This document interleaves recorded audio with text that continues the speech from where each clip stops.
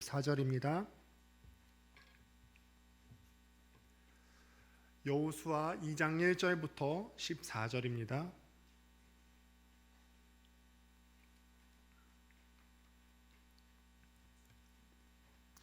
한 절씩 돌아가면서 읽겠습니다.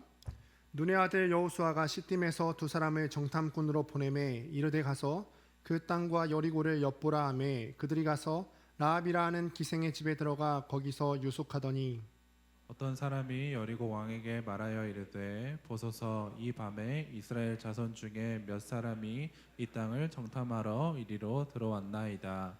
여리고 왕이 라합에게 사람을 보내어 이르되 내게로 와서 내 집에 들어간 그 사람들을 끌어내라. 그들은 이 온 땅을 정탐하러 왔느니라. 그 여인이 그 두 사람을 이미 숨긴지라. 이르되 과연 그 사람들이 내게 왔었으나 그들이 어디에서 왔는지 나는 알지 못하였고 그 사람들이 어두워 성문을 닫을 때쯤 되어 나갔으니 어디로 갔는지 내가 알지 못하나 급히 따라가라. 그리하면 그들을 따라잡으리라 하였으나 그가 이미 그들을 이끌고 지붕에 올라가서 그 지붕에 버려놓은 삼대에 숨겼더라. 그 사람들은 요단 나루터까지 그들을 쫓아갔고 그들을 뒤쫓는 자들이 나가자 곧 성문을 닫았더라. 또 그들이 눕기 전에 라합이 지붕에 올라가서 그들에게 이르러 말하되 여호와께서 이 땅을 너희에게 주신 줄을 내가 아노라. 우리가 너희를 심히 두려워하고 이 땅 주민들이 다 너희 앞에서 간담이 녹나니 이는 너희가 애굽에서 나올 때에 여호와께서 너희 앞에서 홍해물을 마르게 하신 일과 너희가 요단 저쪽에 있는 아모리 사람의 두 왕 시온과 옥에게 행한 일 곧 그들을 전멸시킨 일을 우리가 들었음이니라. 우리가 듣자 곧 마음이 녹았고 너희로 말미암아 사람이 정신을 잃었나니 너희의 하나님 여호와는 위로는 하늘에서도 아래로는 땅에서도 하나님이시니라. 그러므로 이제 청하노니 내가 너희를 선대하였은즉 너희도 내 아버지의 집을 선대하도록 여호와로 내게 맹세하고 내게 증표를 내라. 그리고 나의 부모와 나의 남녀 형제와 그들에게 속한 모든 사람을 살려주어 우리 목숨을 죽음에서 건져내라. 그 사람들이 그에게 이르되 내가 우리의 이 일을 누설하지 아니하면 우리의 목숨으로 너희를 대신할 것이요 여호와께서 우리에게 이 땅을 주실 때에는 인자하고 진실하게 너희를 대우하리라. 아멘. 할렐루야. 네, 오늘 여호수아 강의 또 두 번째 시간입니다. 세상에서 가장 먼 30cm 여행이라는 제목으로 하나님 말씀 증거하겠습니다.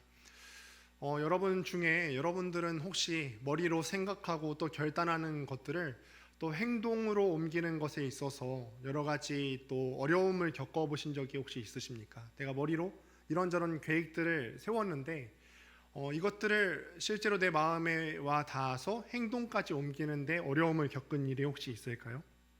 사람이라면 아마 다들 있으실 거예요. 저도 그런 경험이 있고 지금도 아마 그런 시행착오를 계속 겪는 것 같습니다. 특별히 이제 여러 가지 경우들이 있었는데 아마 이거는 대다수의 여러분들이 해당될 수도 있을 것 같은데 다이어트가 그렇습니다. 저는 늘 다이어트를 해야 된다는 생각이 있어요. 다이어트를 해야 된다는 생각은 있는데 지속적으로 행동하기에는 참 유혹이 많은 것 같습니다. 늘 저한테는요, 저는 핑계를 좀 잘 만드는 것 같아요. 핑계가 너무 많습니다. 제 경우를 이야기하자면은 수요 기도회 때 어쩌다가 또 이제 설교 순번이 되어서 설교를 하고 나면은 집에 돌아가면 꽤 늦은 시간이거든요. 한 10시쯤 되거든요. 그러면은 마음속에 원래 그 밤에 먹으면 안 되잖아요. 6시 이후로는 먹으면 안 되는 거 아시지 않습니까? 그런데 10시인데 제 마음속에 이런 핑계를 만들죠. 오늘은 설교에서 칼로리가 좀 소비가 됐으니까 먹어도 괜찮겠지. 그리고 이제 금요일에는 또 어떤 일이 있을까요? 금요 기도회를 마치면 우리가 금요 기도회 때는 통성으로 기도하지 않습니까? 그러니까 이제 통성으로 기도했으니까 또 칼로리를 썼으니까 오늘은 또 먹어도 되겠지. 금요 기도회 마치고 가면 더 늦습니다, 시간은. 토요일에는 또 어떻죠? 제자반 마치고 나면은 또 늦은 시간인데 또 칼로리를 썼으니까요.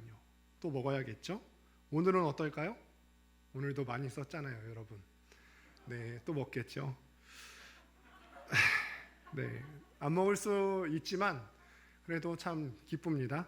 네, 제가 이 계속 다이어트를 하는 중임에도 불구하고 빠져 보이지 않는 이유가 바로 이거예요. 머리로는 다이어트를 제가 결심했고 이제 해야겠다, 이게 필요성이 느껴져서 해야겠다 생각하는데 이 행동까지 잘 따라가지 않는 거예요. 저는 이제 뭐 더 이상 뭐 잘 보이기 위해서 미용의 목적으로 이제 살을 빼지는 않는데, 이제 한 살 두 살 이제 먹어가면서 이제 질병도 생길 수 있고 뭐 고혈압이나 당뇨병이나 있을 수 있기 때문에 이 다이어트의 필요성을 알고 있어요. 그런데 제가 머리로는 계속 다이어트를 해야지 하면서도 이게 머릿속에만 맴돌지 이 머릿속에서 맴돌던 게 가슴까지 내려오지 않는 거예요. 행동으로 옮겨지지 않는 것입니다. 그래서 시중에 나온 책 중에 이런 제목을 가진 책이 있더군요. 머리에서 가슴까지 가는 길이 가장 멀다. 머리에서 가슴까지 가는 길, 뭐 2뼘 정도밖에 더 되겠습니까? 한 30cm 정도밖에 되지 않을 겁니다. 머리에만 담아두고 이 행동까지 옮기는 데 있어서 어려움을 겪는 사람들이 많기 때문에 시중에 이런 책들까지 나오게 되는 것이 아닐까요? 그래서 우리 말 중에도 그런 말이 있죠. 작심삼일이라는 말이 있어요. 결단은 우리가 늘 있는데 내가 이제는 이런 것들을 좀 해야 되는데 라고 결단을 하면서 3일 만에 그 결단이 무너지는 그 경우를 말할 때 우리는 작심삼일이라고 하지요. 결단이 오래가지 못하는 데서 오는 그런 사자성어입니다. 여러분, 2021년도도 지금 벌써 어느새 5개월이 지나가고 있습니다. 이번 해를 시작하면서요, 여러분들은 어떤 결단을 가지고 시작하셨습니까? 비록 우리가 아무리 절망스러운 가운데 있을지라도 다 새로운 희망을 품고 살아가지 않습니까? 아무리 2021년도가 코로나 가운데 시작했어도 여러분들 결단하면서 시작하지 않으셨습니까? 내가 올해는 영어 공부를 조금이라도 더 해봐야지. 내가 올해는 큐티 생활이 좀 무너져 있었는데 큐티를 좀 해봐야지. 내가 올해는 성경을 그래도 한 3독 정도는 해봐야 되지 않을까? 내가 올해는 그래도 예배 가운데 최선을 다해서 모든 예배에 집중하면서 드려야지. 이런 결단들이 있을 수 있을 거예요. 시작하면서 머리로 결심했던 여러분들의 그 내용, 그리고 그 결단들, 지금 여러분들의 실제 삶 가운데서 행동으로 사라지고 있습니까? 만약에 연초에 여러분들이 결심한 그 머릿속의 내용들, 그 결단들이 지금 여러분의 행동으로 사라지고 있지 않다면 그 이유는 제가 생각해 봤을 때 2가지 정도로 생각해 볼 수 있을 것 같아요. 첫째는 그 머리로 알고 결심했던 그 내용들, 그것의 장점에 대한 믿음이 없는 거예요. 올해 내가 영어 공부를 하면은 내가 조금 더 나은 나를 만들 수 있겠지, 이 믿음이 있어야 되는데 이 믿음이 없을 수 있는 거죠. 올해 성경 통독을 하면은 내가 정말 말씀에 대해서 더 깊이가 있어질 수 있고 내가 영적으로 한 단계 도약할 수 있는 내가 될 거야, 이 믿음이 없는 거죠. 2번째로는요, 그 결단한 것들에 대한 간절한 소망이 없기 때문에 그럴 것 같아요. 내가 지금 다이어트를 해야 되는 상황인 건 알겠는데 이게 내 눈앞에 있는 그 맛있는 뽀글뽀글 끓는 라면과 맞바꿀 수 없을 것 같아요. 이게 여전히 더 소중하고요. 또 내가 지금 공부를 해야 되는 상황인 거 알겠는데요, 지금 TV를 보거나 노는 것을 포기할 만큼 간절하지 않은 거예요. 믿음이 없고 또 간절한 소망이 없는 그 이유 때문에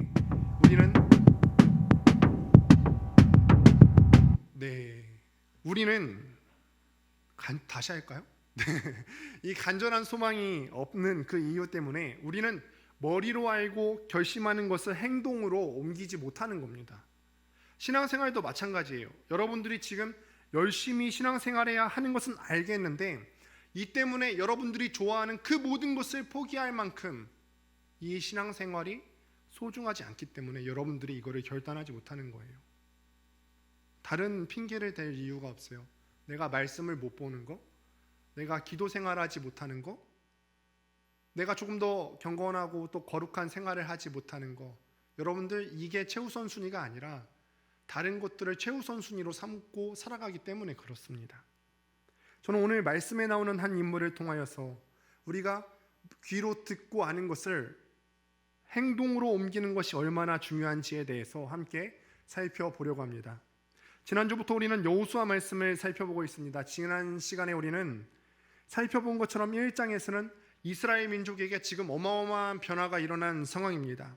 모세라는 어떤 정말 불세출의 지도자가 죽고요, 여호수아라는 새로운 지도자가 등장합니다. 새로 지도자가 된 여호수아는요, 이스라엘 민족을 향하여서 이렇게 명령을 내리는데 함께 본문 1절 말씀을 읽어보도록 하겠습니다. 1절입니다. 시작. 눈의 아들 여호수아가 시딤에서 두 사람을 정탐꾼으로 보내며 이르되 가서 그 땅과 여리고를 엿보라 하매 그들이 가서 라합이라 하는 기생의 집에 들어가 거기서 유숙하더니.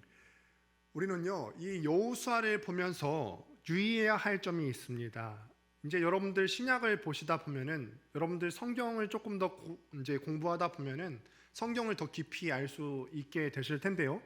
신약의 갈라디아서나 아니면 로마서나 고린도서 같은 이런 편지죠. 우리가 이게 편지라는 사실은 다 알고 계시죠. 근데 이게 바울이 보낸 편지인데, 편지는요, 뭐가 중요하냐면 논리적인 흐름이 굉장히 중요해요. 논리로 사람을 설득해야 돼요. 바울이 이 초대교회들에게 이런 편지들, 서신서를 보낸 이유가 뭐죠? 뭔가 이 교회 가운데 분란이 있고 갈등이 있고 혹은 잘못된 교리가 들어왔으니까 이 편지를 통해서 설명하는 거죠. 너네가 이런 부분에 있어서 너네가 알고 있는 내용은 이단의 내용이야, 잘못된 내용이야. 그리고 너네가 하고 있는 행동, 이런 부분이 잘못된 내용이야. 잘못된 가르침으로부터 교회를 보호하는 거, 혹은 훈계하고 양육하는 거 아닙니까? 이때 보내는 편지의 목적은 뭐냐면 설득입니다. 설득. 너희가 하는 행동이 잘못되었다는 것을 설명하고 입증하기 위해서 논리적인 흐름이 필수적으로 필요합니다. 그런데 오늘 우리가 함께 살펴보는 여호수아는요, 다른 장르입니다. 가만히 읽다 보면요, 이 여호수아를 읽다 보면 우리의 마음이 조금 편해요. 왜냐하면 다른 사람이 마치 나에게 구수하게 들려주는 구연동화 같은 느낌이 들어요. 이야기인 거죠. 하나의 이야기로 들으시면 됩니다. 근데 이야기에서 중요한 것이 무엇일까요? 이야기에서 중요한 거. 그러니까 여호수아를 보면서 여러분들이 이거는 꼭 잡아야 되는 사항들이 있는데, 그런 것들이 있다면 뭘까요? 여러분들이 초등학교 때 다 배우셨을 텐데, 이야기에서는 육하 원칙이 굉장히 중요합니다. 등장인물이 누구인지, 그리고 언제 어디서 뭘 했는지, 어떤 사건이 어떻게 발생했는지, 그 상황 가운데서 이 등장했던 사람들의 심정은 어떠할지, 마음은 어떠할지, 이런 육하 원칙에 따라서 그 상황을 잘 파악하는 것이 그 성경을 조금 더 지혜롭게 읽는 방법이 됩니다. 그래서 이런 것들을 주목해야 되는데, 다시 한번 1절을 주목해서 보면 이스라엘 민족이 지금 어디에서 두 정탐꾼을 보내게 되죠? 시딤이라는 장소에서 두 정탐꾼을 여리고로 보내게 됩니다. 시딤은요, 어디에 있는 장소냐면 여리고로 건너가기 바로 전에 있는 지역이고, 이 강 하나를 사이에 두고 바로 건너편 가나안 첫 땅은 여리고라는 성입니다. 여리고라는 성. 여기에서 오늘 본문의 주인공 라합이라고 하는 주인공 한 명이 나오는데, 이 라합이라고 하는 주인공의 정체성을 단 한 단어로 표현할 수 있다면 어떤 단어가 묘사가 될까요?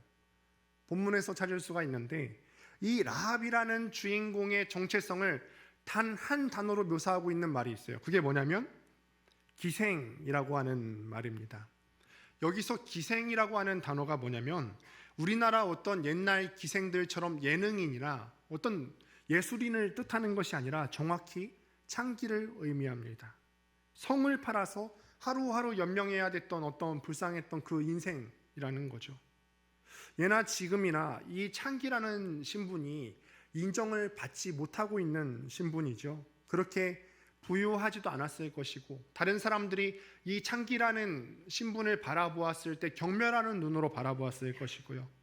내일은 또 어떻게 될지 모르는 어떤 불안정한 그런 삶을 살았을 사람이 바로 이 라합이라고 하는 사람이에요. 이 사람의 정체성이에요.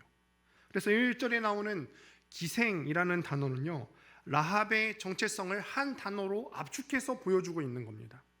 이때 이 기생 라합의 집에 누가 들어오게 되는 거냐면 이스라엘이 보낸 두 정탐꾼이 들어오게 되는 것입니다.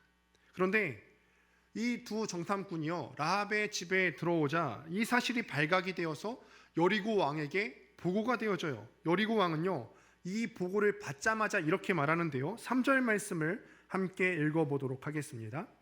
시작. 여리고 왕이 라합에게 사람을 보내어 이르되 내게로 와서 내 집에 들어간 그 사람들을 끌어내라. 그들은 이 온 땅을 정탐하러 왔느니라.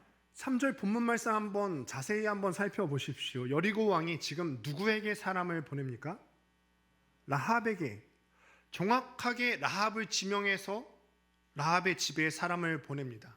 그냥 여리고성의 성 문지기가 보고를 해서 폐하, 여리고 성 안에 어딘가에 첩자가 지금 들어왔다는 보고가 있습니다.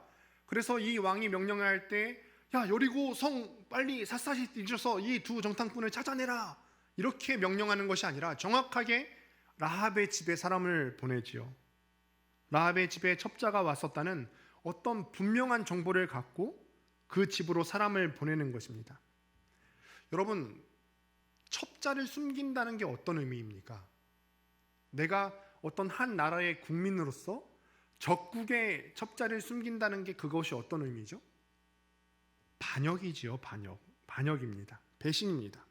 이 여리고 사람인 라합이 적군인 이스라엘 정탐꾼을 숨겨준다는 것은요, 배신에 해당하는 죄로 발각됐을 시 엄중한 벌을 받을 수 있을 만큼 큰 일이지요.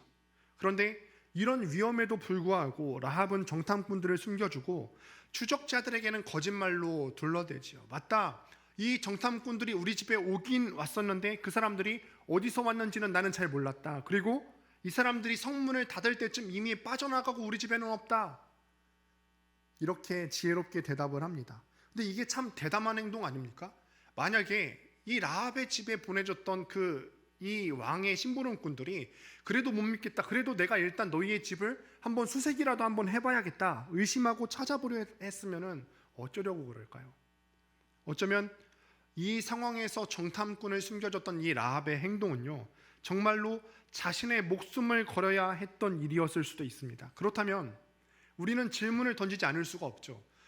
여러분, 우리가 이거를 그냥 말로 들어서 그렇지, 여러분들이 목숨을 걸고 뭔가를 해야 되는 일이라면 뭔가 중요한 이유가 있지 않겠습니까? 라합은 그럼 왜 그랬을까요? 이 목숨을 걸 만큼 이 두 정탐꾼을 왜 숨겨줬을까요? 왜 라합이 이렇게 위험한 일을 했을까? 답은 9절에 있는데 함께 9절 말씀을 보도록 하겠습니다. 함께 읽습니다. 시작. 말하되 여호와께서 이 땅을 너희에게 주신 줄을 내가 아노라. 우리가 너희를 심히 두려워하고 이 땅 주민들이 다 너희 앞에서 간담이 높나니. 라합은 여리고에 살고 있는 그 주민 중 한 사람임에도 불구하고 이 라합이 분명하게 알고 있는 사실이 있었는데, 그게 뭐냐면 그 땅, 자기가 살고 있는 그 여리고 성이 오래 가지 못할 줄을 이미 알고 있었어요. 그 땅은요, 여호와께서, 하나님께서 이스라엘 사람들에게 주신 줄로 알고 있다고 자신이 아는 것에 대해서 이야기를 시작해요.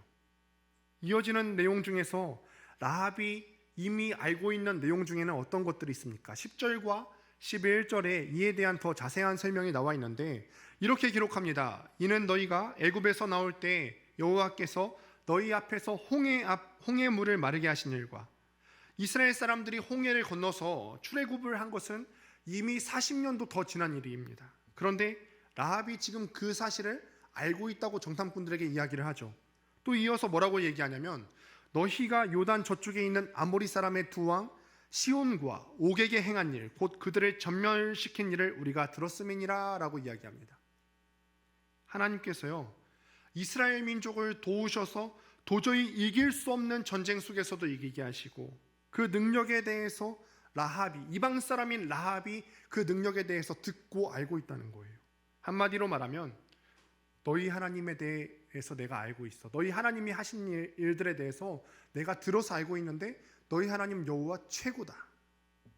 최고인 너희 하나님이 곧 내가 살고 있는 이 땅, 여리고 땅도 이스라엘 사람들에게 주실 것이고, 언젠간 이 땅이 점령당할 것이고 내가 살고 있는 이 땅이 망할 것임을 내가 안다 라고 얘기하는 거예요.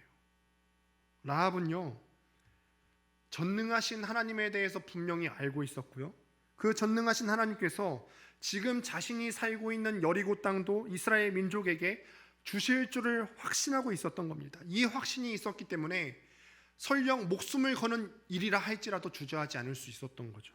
이 확신이 있었기 때문에 목숨 내걸고 적군의 정탐꾼을 숨겨줄 수 있었던 것입니다. 11절에 나오는 고백, 이런 고백이 있죠.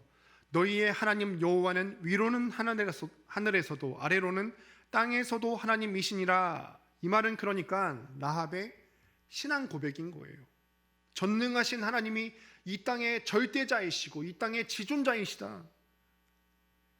라합은요, 이를 통해서 볼 때 우리에게 또 깨달을 바를 주는데 신앙생활에 있어서 꼭 필요한 두 가지를 우리에게 보여주고 있어요. 먼저는 뭐냐면 라합은 하나님이 어떤 분이신지를 분명히 알고 있었습니다. 그 하나님께서 라합의 고백에 의하면 어떤 분이셨죠? 홍해를 가르시고요, 이길 수 없을 것만 같았던 시온과 옥의 전투에서 이기게 하셨어요. 여러분, 사실은요, 이 두 사건 다 이스라엘 민족의 입장에서 봤을 때 말도 안 되는 이야기죠. 바다가 갈라진다는 이야기가 말이 되는 이야기입니까? 우리 어디 바다 서해안이나 이런 데 가면은 바다가 조수간만의 차로 인해서 좀 섬까지 연결되는 그런 모습을 우리가 간혹 보지 않습니까? 그런데요, 여러분, 성경의 기록에 의하면요, 어떤 사람들은 그냥 묻히 이렇게 슬쩍 드러난 정도로 얘기하는데 성경의 기록에 의하면 바닷물이 벽이 되었다 그랬어요. 갈라진 정도가 아니라 그냥 우리가 생각하는 어떤 조수간만의 차이에 의해서 묻히 살짝 드러난 정도가 아니라 양옆에 바닷물이 벽을 이루었다고 돼 있어요. 아무리 슈퍼문이 떠서 조수간만의 차가 커져도요, 그렇게 수십만의 사람들이 지나갈 정도로 갈라지진 않죠. 또 갓 애굽에서 탈출하여 나온 이스라엘 민족이 무슨 수로 시온과 옥 왕과의 전투에서 이길 수가 있겠습니까? 그들이 무슨 군사훈련을 했을까요? 이스라엘 사람들이 출애굽할 당시에 애굽의 왕이었던 바로 왕이 계속 반대하는 바람에 10가지 재앙이 계속해서 나가고 계속해서 반대하는 바람에 쫓겨나다시피 나왔는데, 급하게 나왔는데 무슨 무기가 있었겠습니까?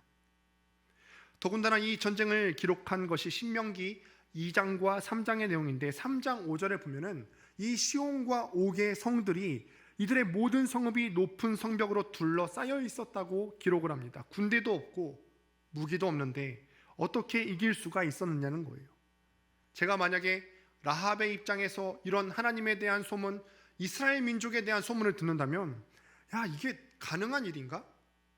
내가 실제로 요즘 인터넷으로 사진으로 보는 것처럼 확인한 것도 아닌데 들려오는 소문에 의해서 라합이 이 사실을 들었을 것인데, 이게 진짜 가능한 일인가 믿지 않았을 수 있을 것 같아요.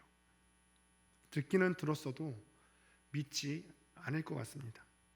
그런데 이 말도 안 되는 것 같은 이야기를 라합이 들었을 때에요, 전능하신 하나님께서 실제로 그렇게 하신 이름을 믿었다는 거예요. 머리로 아는 데서 그치는 것이 아니라 이 심중까지 와 닿았다는 거예요. 그 30cm의 여행을 해냈다는 것입니다.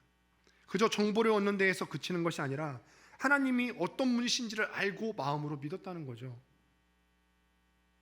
여러분은 그렇다면, 우리가 지금 신앙생활의 첫 번째 조건에 대해서 얘기하고 있는데, 라합은 이렇게 하나님에 대해서 알고 있었는데 여러분은 하나님에 대해서 얼마나 알고 계십니까? 여러분, 하나님이 계시다는 사실을 믿으세요? 믿습니까? 그 하나님께서 구약에 보면 홍해물을 가르셨다고 되어 있는데 지금도 하나님께서 뜻이 있으시다면 홍해물을 가르실 수 있다는 사실을 믿으십니까? 그 능력이 있다는 사실을?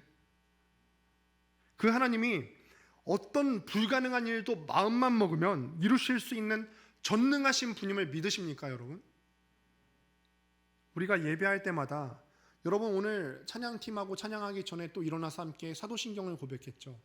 사도신경을 고백할 때 우리는 아버지 하나님을 전능하신 아버지 하나님이라고 고백하지 않습니까? 그런데 입으로 고백하는 거 말고 마음으로 여러분이 그 사실이 믿어지냐는 말이에요. 내가 하나님이 계시다는 사실을 압니다. 내가 그 하나님이, 그 계시는 하나님이 전능하시다는 사실을 압니다. 입으로 고백하고 머리로 아는 데서 그치는 것이 아니라 여러분들 마음 가운데 와 닿냐고 질문하는 것입니다. 이게 믿어진다면 살면서 뭐가 그리 무서운 일이 있겠습니까? 물론 무섭죠. 순간순간 우리가 두려운 일이 있겠지만 전능하신 하나님과 함께라면 곧 털고 일어날 수도 있겠지요. 지금 내가 원하는 학교에 합격을 못해도, 지금 취업이 잘 되지 않고 있어도, 지금 내가 안정된 수입이 없다 할지라도 전능하신 하나님이 계시고 그 전능하신 하나님이 여전히 나를 사랑하고 계시는데 이 전능하신 하나님에 대해서 알고 믿는 사람은 끝내는 담대하게 지금은 비록 어렵고 힘들지만 이 과정들을 이겨낸다는 거예요. 여러분, 라합이 아까도 얘기했지만 이 사람의 정체성이 창기입니다. 창기. 이 한 단어가 라합의 처지를 다 말해주는 거예요. 여기 이 라합보다 더한 상황에 처한 분들이 혹시 계십니까?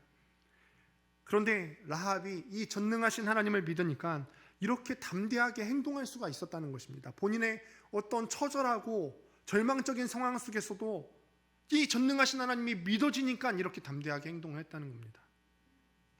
두 번째로는요, 라합은요, 하나님이 어떤 분이신지를 알고 있었을 뿐만 아니라 그 믿음을, 그 알을 행동으로 옮긴 사람이었습니다.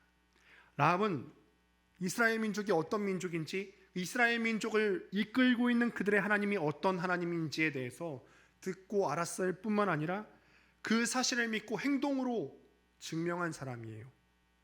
라합이 어떤 행동을 했습니까? 우리가 아까 보았다시피 4절을 보면은 이스라엘 정탐꾼들을 숨기고 추적자들을 따돌렸습니다. 그뿐 아니라 12절과 13절을 보면 정탐꾼들이 떠나려 할 때 그들로부터 약속을 받아내는데요. 함께 12절, 13절 말씀을 읽어보도록 하겠습니다. 함께 읽습니다. 시작. 그러므로 이제 청하노니 내가 너희를 선대하였은즉 너희도 내 아버지의 집을 선대하도록 여호와로 내게 맹세하고 내게 증표를 내라. 그리고 나의 부모와 나의 남녀 형제와 그들에게 속한 모든 사람을 살려주어 우리 목숨을 죽음에서 건져내라. 이스라엘 민족이 후에 여리고성을 쳐서 함락할 때 지금 자기 가족들의 목숨을 살려달라고 약속을 받아내는 거예요. 내가 너를 목숨을 걸고 숨겨줬으니까 이 땅이 언젠가 함락될 때 우리 가족들의 목숨을 너가 책임져라. 아직 여러분 잘 보시면 아직 전쟁을 시작하지도 않았는데 라합은 지금 누가 이길 것이라고 생각하고 있습니까? 이스라엘이 이길 거라고 그냥 추측하는 게 아니라 그냥 전력 분석을 했을 때 이 확률이 더 높은데 이 정도 선에서 그치는 것이 아니라 확신하는 겁니다. 이스라엘이 이길 것이라고 확신하고 있어요. 여리고성은요, 여러분들 여리고성에 대한 이야기를 들을 때마다 여러분들이 아마 그 정보를 접했을 것 같은데 여리고성은 작은 성이 아닙니다. 큰 성인데다가 아주 견고한 성읍입니다. 여리고성의 구조를 여러분들이 인터넷에서 보면은 아시게 될 터인데 제방을 이용해서요, 안쪽에서 보면은 그렇게 높아 보이지 않을 수 있는데 바깥쪽 성벽 바깥쪽에서 봤을 때는 굉장히 높은 그리고 단단한 구조를 가진 그런 큰 성읍입니다. 그런데 아직 전쟁이 시작도 전에요, 라합은 이미 전쟁의 승패를 알고 있었고 자신의 미래를 누구한테 거냐면 이스라엘의 역사에 건 것입니다. 여러분, 아는 것에서 그치는 것과 실제로 행동으로 옮기는 것에는 큰 차이가 있습니다. 이게 때로는 우리의 생명을 구할 만큼 큰 결과의 차이를 불러올 수도 있습니다. 여러분, 제2차 세계대전이 끝나갈 무렵에 미국은 일본에 대해서 원자폭탄 공격을 감행하게 되죠. 여러분들 이 끝마무리를 다 아마 아실 것 같습니다. 먼저 히로시마에 원자폭탄을 투하하고 이틀 뒤에 나가사키 전역에 이 원자폭탄을 투하하였습니다. 히로시마에 이 폭탄을 투하하고 난 후에 미국은요, 일반인 희생자 수를 줄이고자 나가사키 전역에 전단지를 다 뿌리기 시작합니다. 삐라라고 하죠. 삐라를 다 뿌리기 시작해요. 그 내용은 무엇이냐면 이 도시는 조금 있으면 불바다가 된다. 그러니까 도시 밖으로 도망가야 됩니다. 라는 정보가 적힌 전단지였어요. 근데 이 삐라가 뿌려졌음에도 불구하고요, 나가사키에는요 무려 7만 4천 명의 사망자가 발생했어요. 정보는 알았지만 이 사람들이 지금 이 전단지에 적힌 정보를 보면서 에이, 설마 진짜 폭탄을 투하할까? 이미 한 방 쐈는데 또 쏠까? 라고 생각하면서 행동하지 않은 사람들은요, 그 자리에서 목숨을 잃게 되었다는 거예요. 여러분, 우리가 믿음이라는 것을 단순히 머리에만 국한돼서 생각하시는 그리스도인들이 참 많이 있는데 믿음이라는 것은요, 아는 것을 행동으로 옮기기까지의 전 과정을 믿음이라고 하는 겁니다. 그냥 머리로만 아는 데서 예수님은 이런 분이시지, 하나님은 이런 분이시지, 기독교의 교리의 내용은 이런 거지, 머리에서 끝나는 것이 아니라 그 안 내용이 우리의 마음을 통하여서 우리의 손으로 행동으로 옮겨지기까지의 전 과정을 우리는 믿음이라고 합니다. 아는 데에도 불구하고 행동하지 않는다? 이건 믿음이 아닌 거죠. 내가 성경의 내용을 알아요. 내가 하나님에 대해서도 압니다. 또 크리스천이 어떻게 살아야 하는지에 대해서도 아는데도 불구하고 행동으로 삶을 살아내지 않는 것은 믿지 않는 겁니다. 믿지 않는 건 뭐죠? 불신자인 거예요, 여러분. 그래서 성경은 행함이 없는 믿음에 대해서 이렇게 말하는데, 야고보서 2장 14절 말씀을 함께 보도록 하겠습니다. 야고보서 2장 14절 말씀을 화면을 보시고 함께 보도록 하겠습니다. 함께 읽습니다. 시작. 내 형제들아, 만일 사람이 믿음이 있노라 하고 행함이 없으면 무슨 유익이 있으리요? 그 믿음이 능히 자기를 구원하겠느냐? 또 이어서 17절 말씀을 보면 이렇게 기록합니다. 이와 같이 행함이 없는 믿음은 그 자체가 죽은 것이라. 그 자체가 죽은 것이라. 아는데도 불구하고 행동하지 않는 것은요, 믿음이 아니라는 거예요. 죽은 믿음이라는 겁니다.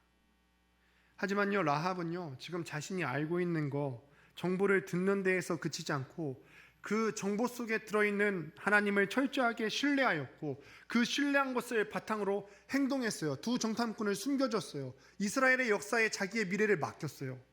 그래서 성경 기자는 라합에 대해서 이렇게 기록하는데요, 우리가 믿음장이라고도 부르는 히브리서 11장을 보면 31절에 이렇게 기록합니다.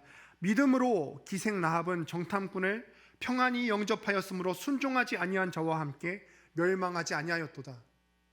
행동했더니 결과가 바뀌었어요. 원래 멸망당할 사람이었는데 행동했더니 멸망당하지 않았대요. 믿음장이라 불리는 11장에는요, 여러 믿음의 조상들을 예로 들죠. 아브라함도 나오고요, 이삭 나오고, 야곱, 요셉, 모세, 이 내노라 하는 믿음의 조상들 가운데 지금 이 라합의 이름이 들어가 있는 거예요. 라합의 믿음을 보라고 성경 기자가 특별히 뽑아내어서 예로 들고 있는 것입니다. 무엇이 라합을 믿음의 사람이 되게 하였습니까? 지행일치죠. 아는 데에서 그치는 것이 아니라 행동으로 옮겼을 때 이것이 라합의 믿음의 증거가 되었다는 겁니다. 라합이 이렇게 믿음의 행동을 했어요. 그럴 때 어떠한 일이 벌어졌는지 아십니까? 우리가 소위 신의 한 수라고도 하죠. 이게 진짜 신의 한 수가 되었어요. 결정적인 한 수가 되었습니다. 라합이 정탐꾼들에게 여리고성이 함락될 때 가족들을 살려달라고 이 두 정탐꾼들에게 요청했어요. 정말로 훗날 이스라엘이 이 여리고성을 점령할 때 이 라합 그 집안의 그 한 사람으로 말미암아서 그의 가족들의 생명이 보장받았습니다. 여러분, 이렇게 구원받은 이 한 생명이 작습니까? 절대 그렇지 않죠. 또 그뿐입니까? 라합은 사실 아까도 이야기했지만 원래 이 창기라는 이 사람의 정체성으로 봤을 때 별 볼 일 없는 사람 아닙니까? 기생이에요. 창기죠. 정말 아무것도 아닌 사람이지 않습니까? 사회적인 지위로 보자면요. 그런데 이 라합이 이 믿음의 행동, 이거 한 것 때문에 이스라엘의 족보에 이름을 올리게 됩니다. 멸망당한 여리고성의 한 사람으로 쓰러져 간 것이 아니라 이스라엘의 족보에 이름을 올리게 되었어요. 그것도 마태복음 1장 5절 예수님의 족보예요. 아주 100% 정확한 내용은 아니지만 학자들은 지금 우리가 살펴보는 이 여호수아에 나오는 라합과 마태복음 1장에 나오는 예수님의 족보에 나오는 라합이 거의 확실하게 동일 인물이라고 여깁니다. 예수님의 족보는 다윗 왕의 족보입니다. 왕의 족보예요. 한낱 기생이었는데 이 라합이 한 그 믿음의 행동으로 인해서 왕의 족보, 메시아의 족보에 이름을 올리게 되었다는 사실입니다. 엄청난 영광이지요. 라합은요, 자신이 들은 그 하나님에 대한 믿음이 있었고 거기에 자신의 간절한 소망을 두었어요. 여러분은 어떻습니까, 여러분? 여러분, 우리가 어떤 공동체이죠? 우리가 자랑하는 게 있잖아요. 우리 라이프캐쳐, 우리 신일교회, 우리 청년 공동체는요, 제자 훈련하는 공동체 아닙니까? 제자 훈련하는 공동체의 목적은 무엇입니까? 여러분 혹시 1기부터 지금까지 제자 훈련을 받은 사람 혹은 하고 있는 사람 다 손 한번 살짝 들어보실래요? 적지 않죠. 근데 제자 훈련의 최종 목적은 우리가 어떤 제자 훈련 교재의 내용을 지식으로 습득하는 데 있지 않고 실제적으로 작은 예수로 사는 것이 있습니다. 실천하고 행동하는 데 있어요. 여러분 제자 훈련 때 그렇게 훈련했던 것들을 지금도 유지하며 살고 있습니까? 행동으로 살고 계세요? 우리 공동체는요, 제자 훈련 수료생들을 찍어내는 공동체가 아니라 작은 예수를 만드는 공동체가 되어야 합니다. 아직 그 사실을 깨닫지 못하고 있는 지체들이 있다면 제자 훈련 받았을 때 그 생각을 다시 한번 생각하면서 다시 결단하세요. 다시 큐티하시고 다시 말씀 보시고 다시 기도하세요, 여러분. 우리 공동체는 그런 공동체예요, 여러분. 여러분들이 매주일 교회에 나와서 성경의 지식들을 많이 배우고 있지 않습니까? 그럼에도 불구하고 우리가 우리의 믿음의 삶을 살아내지 못하고 있다면 그거는 우리가 믿음이 없는 겁니다. 아니면 간절한 소망이 없는 거예요. 성경 말씀도 알겠어요. 그리고 믿어지기도 하는 것 같아요. 그런데 세상 것이 더 재미있어요. 이 믿음의 삶에 대한 간절한 소망이 없는 겁니다, 여러분. 그러나 여러분 기억하십시오. 행동 없는 믿음에 대한 성경의 준엄한 평가가 무엇이냐? 죽은 믿음이라는 것입니다, 여러분. 야고보서에 기록된 대로 행동이 없는 믿음은, 행함이 없는 믿음은 죽은 믿음이고 그것은 우리를 구원할 수가 없다는 사실이에요. 사랑하는 여러분, 혹시나 이 중에 알고도 지식으로 알면서도 행동하지 못하는 지체가 있습니까? 사실 굉장히 많을 거예요. 머리에서 아까도 이야기했지만 이 가슴까지의 거리는 고작 30cm에 불과합니다. 그러나 이 머리로 안 것이 우리의 마음으로 대변되는 가슴까지 도달하는 데에는 굉장히 오랜 시간이 필요할 수 있습니다. 그러나 저는 여러분들이 이 길고 험난한 여정의 첫 발을 내딛게 되기를 원합니다. 라합처럼 우리가 머리로 알게 된 것을 가슴으로 믿고 우리의 두 손으로 행동으로 옮길 수 있게 되기를 바랍니다. 여러분, 커튼콜에 대한 이야기를 하고 오늘 말씀을 마무리하고자 합니다. 여러분 혹시 커튼콜이 무엇인지 아십니까? 들어보셨어요? 아마 예술이나 이런 음악이나 이런 걸 전공하신 분들은 아실 수도 있을 것 같은데, 무대 공연이 끝나면 이제 그 무대 공연을 했던 배우들이 나와서 다 같이 인사를 하지 않습니까? 이 공연한 사람들이 너무 잘해서 관객들이 다 기립해서 박수를 칩니다. 박수를 쳐요. 그런 다음에 이 배우들이 인사를 마치고 나면은 커튼이 닫히고 배우들이 무대 뒤에 장소로 빠져나가게 되지요. 그런데 이 배우들이 열연했던 그 공연이 여운이 너무 진하게 남아서 관객들이 이 자리를 떠날 줄 모르는 거예요. 너무 여운이 진해서 계속 박수 쳐요. 관객들이 안에 다 들어갔는데도 다 계속 커튼 뒤로 박수를 치는 거예요. 그러면 들어갔던 배우들이 다시 나와서 커튼이 열리고요, 다시 인사를 하죠. 혹은 이 커튼콜에 대한 응답으로 앙코르 공연을 하게 돼요. 이게 커튼콜입니다. 저는 저와 여러분들의 삶이 하나님 앞에서 진한 여운을 줄 수 있는 것이었으면 좋겠어요. 우리가 언젠가 이 땅에서의 여정을 다 마치고 한 사람도 빠짐없이 하나님과 독대하는 그날이 왔을 때 하나님께서 가는 여러분들의 뒷모습에 대고 커튼콜 박수를 치셨으면 좋겠어요. 우리가 언젠가 하나님과 마주할 그때 자랑스럽게 우리 믿음의 열매, 우리의 행동으로 드러내는 그런 믿음의 열매를 보여드렸으면 좋겠어요. 하나님, 아는 것에서 그치지 않고 직장에서, 학교에서, 가정에서 이 믿음의 삶을 행동으로 실천하는 거 힘들지만 하나님, 했어요. 저 하나님이 정말 기뻐하실 거예요. 앉은 자리에서 일어나서 우리의 뒷모습을 향하여 끊임없이 박수치는 것, 커튼콜을 해주실 것을 상상해 봅니다.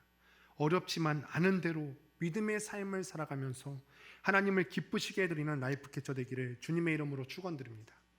우리 다 같이 일어나서 함께 찬양했으면